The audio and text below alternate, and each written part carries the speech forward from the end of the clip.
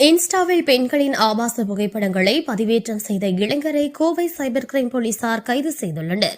கோவையைச் சேர்ந்த பெண் ஒருவர் தனது புகைப்படங்களை கிராப் செய்து இன்ஸ்டாவில் ஆபாசமாக பதிவேற்றம் செய்துள்ளதாக கோவை சைபர் கிரைம் காவல் நிலையத்தில் புகார் ஒன்றை அளித்துள்ளார்.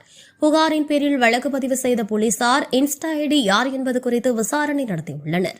அப்போது செங்கல்பட்டு மாவட்டத்தைச் சேர்ந்த ராஜா என்பவர் தனது செல்போனில் வேறொரு பெயரில் இன்ஸ்டாகிராம் ஐடியை தயார் செய்து அதில் முழுவதுமாக ஆபாச படங்களை பதிவேற்றம் செய்தது தெரியவந்துள்ளது. இதனையடுத்து ராஜாவை கைது செய்த போலீசார் விசாரணை மேற்கொண்டதில் பெண்களின் ஆபாச படங்களை பதிவிறக்கம் செய்து பார்க்கும் பழக்கத்தை ராஜா கொண்டுள்ளதாகவும் அத்தகைய புகைப்படங்களை பயன்படுத்தி ஒரு போலி இன்ஸ்டாகிராம் ஐடியை உருவாக்கி கருத்துக்களுடன் அந்த புகைப்படத்தை பதிவேற்றம் செய்து அதிக எண்ணிக்கையிலான ஃபாலோவர்ஸ் பின்தொடர்பவர்களை பெற்றுள்ளதாகவும் தெரியவந்துள்ளது. போலீசாரின் விசாரணையை தொடர்ந்து ராஜா என்ற இளைஞரை நீதிமன்றத்தில் ஆஜர்படுத்தி கோவை மத்திய சிறையில் அடைத்தனர்.